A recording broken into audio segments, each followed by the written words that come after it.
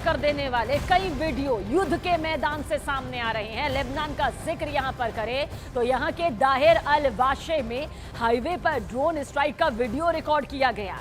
ये वीडियो उस वक्त रिकॉर्ड किया गया जब हाईवे पर कारों की आवाजाही कुछ इस तरह से हो रही थी और इसी दौरान इजराइल के ड्रोन ने हाईवे पर स्ट्राइक कर दी। और देखिए, जब स्ट्राइक हुई तो क्या खौफनाक मंजर सामने आया। हाईवे से गुजर रहे लोगों ने इसे फौरन अपने मोबाइल कैमरे में कुछ इस तरह से रिकॉर्ड कर लिया। जानकारी ये मिल रही है कि ये ड्रोन स्ट्राइक है जो कि हाईवे पर की गई जब एक कार और एक मोटरसाइकिल यहां से गुजर रहे थे। तो कार और बाइक पर ड्रोन से ये हमला हुआ, अफरा तफरी मची, दहशत का माहौल। ये वो खौफनाक मंजर होता है जहां गुजरने वाले किसी भी शख्स को ये मालूम नहीं होता कि कब कौन सा बम उनके ऊपर बरस जाए और मौत की बारिश यहां पर हो जाए। और कुछ ऐसा ही इस हाईवे में हुआ।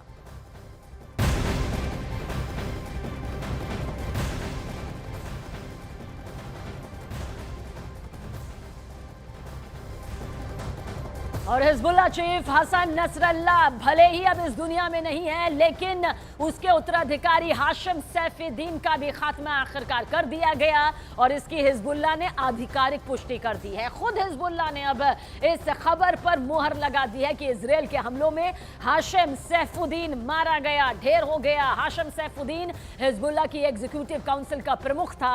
वो पिछले 3 अक्टूबर से ही लापता था। हाशिम के लापता होने की खबर उस स्ट्राइक के कुछ दिन बाद आई थी जब इजराइल की सेना ने लेबनान के दहिया में हिजबुल्लाह के इंटेलिजेंस हेडक्वार्टर पर हमला किया था। इस हमले में नसरल्लाह समेत हिजबुल्लाह के कई बड़े नेता और कमांडर ढेर हो गए थे और अब यह खबर पुख्ता हो गई कि हाशिम सैफुद्दीन भी मारा गया है। यानी कि एक और बहुत बड़े नुकसान का जो दावा किया गया था वो सच साबित हुआ।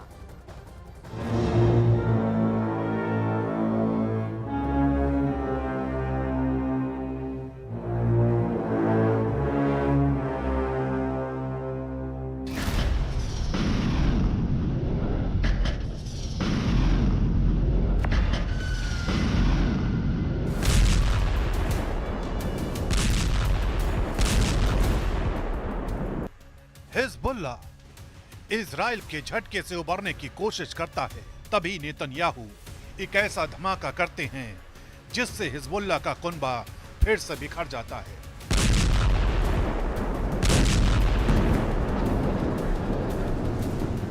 अब की बार नेतन्याहू की फोर्स ने उस शख्स को मार गिराया है जो नसरल्लाह के बाद हिजबुल्लाह की कमान संभालने वाला था। मारा गया हाशिम सैफुद्दीन।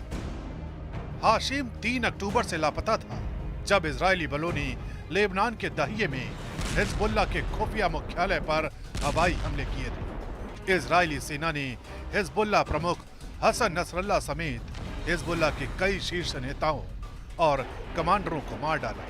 इजरायली सेना का कहना है कि बेरूत में 3 हफ्ते पहले हवाई हमले में सैफुद्दीन को मार गिराया गया था। लेकिन इजराइल के इस बयान पर हिजबुल्लाह ने पुष्टि नहीं की थी। लेकिन विदेशी मीडिया ने अब यह दावा किया है कि हाशिम सैफुद्दीन की मौत की पुष्टि हिजबुल्लाह ने भी कर दी है। नसरल्लाह को मौत के घाट उतारने के बाद से ही इजराइल का टारगेट नंबर 1 था हाशिम सैफुद्दीन। इजराइल हाशिम सैफुद्दीन को खत्म कर चुका है और अब खबरें हैं कि हाशिम की गद्दी नईम कासिम संभाल सकता है।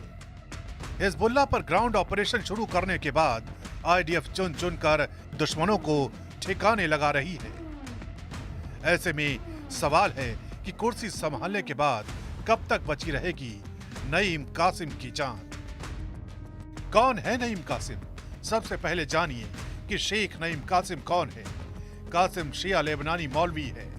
कासिम हिजबुल्लाह में दूसरे नंबर का नेता है। उसके पास हिजबुल्लाह में डिप्टी चीफ का पद है। दक्षिणी लेबनान के कफर फिला में जन्मा नईम कासिम 1982 में हिजबुल्लाह के संस्थापक सदस्यों में से एक था। कासिम ने 1992 से हिजबुल्लाह के दूसरे नंबर के कमांडर के तौर पर काम किया है और अब उसके हिजबुल्लाह चीफ बनने की खबरें सामने आ रही है।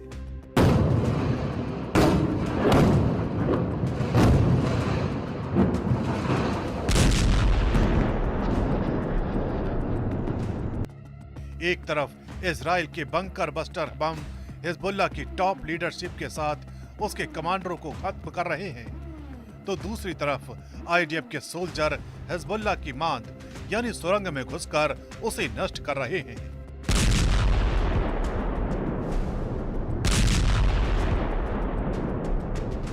देखिए इस वीडियो को। इजरायली सेना की तरफ से जारी किए गए इस वीडियो को देखिए। इजरायली सेना का दावा है कि हिजबुल्लाह की सुरंग लेबनान और इजराइल के बॉर्डर पर थी।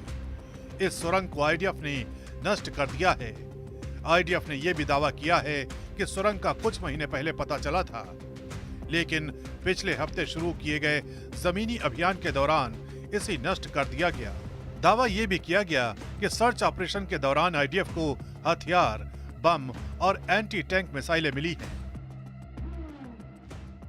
הערב ניתן לאשר כי בתקיפה האווירית שביצענו אתמול בצהריים פגענו והשמדנו עשרות מפקדות תת-קרקעיות של חזית הדרום של חיזבאללה, ובהן היו המפקדים שמנהלים את הלחימה נגד ישראל בדרום.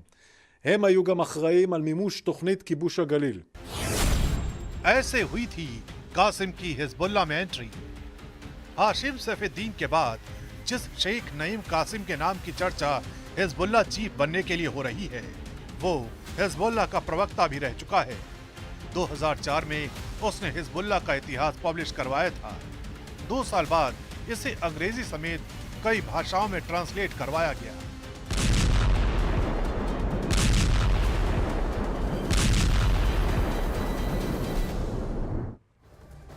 और आइए अब आपको यहां पर डिटेल बताते हैं कि आखिर कौन था हाशिम सैफुद्दीन जिसका खात्मा यहां पर इजरायली सेना के जरिए किया गया। देखिए, हाशिम सैफुद्दीन को हसन नसरल्लाह का उत्तराधिकारी यहां पर बताया जा रहा था कि अब ये गद्दी जो है वो हाशिम के पास आएगी। हाशिम हिजबुल्लाह की एग्जीक्यूटिव काउंसिल की जिम्मेदारी उसके पास यहां पर मौजूद था। ये उसका हेड था, प्रमुख था, यानी कि हाशिम के ऊपर हिजबुल्लाह के सैन्य अभियानों को देखने की जिम्मेदारी थी। वो इजरायल के खिलाफ आंदोलन को बहुत तेजी के साथ धार भी दे रहा था। हाशिम सैफुद्दीन का जन्म दक्षिणी लेबनान के शिया बहुल इलाके में हुआ था और अमेरिका ने साल 2017, ये वो साल था जब अमेरिका ने हाशिम सैफुद्दीन को आतंकी घोषित किया था।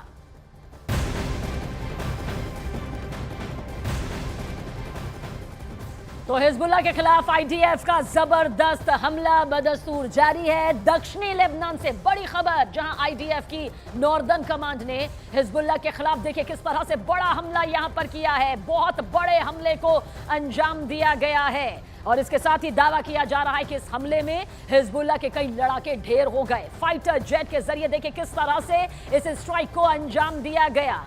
जानकारी जो निकलकर सामने आ रही है, इस स्ट्राइक में जो इस वक्त आपकी आंखों के सामने है, 160 ठिकानों को निशाना बनाया गया और निशाना साधते हुए एक के बाद एक जोरदार धमाके।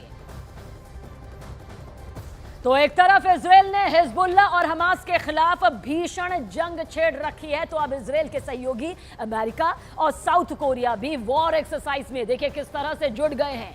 ये तस्वीर जो इस वक्त आप देख रहे हैं, ये वीडियो उसी ज्वाइंट वॉर एक्सरसाइज का है जिसे साउथ कोरिया और अमेरिका ने मिलकर अंजाम दिया है। इस युद्धाभ्यास के दौरान CH-47 चिनूक के जरिए पैराशूट से लैंडिंग की गई।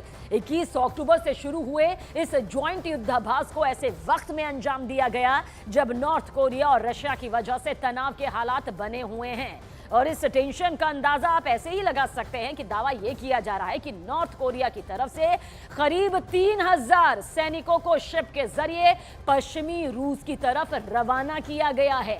तो देखिए, ये युद्ध के हालात नहीं बल्कि दस्तक नजर आती है।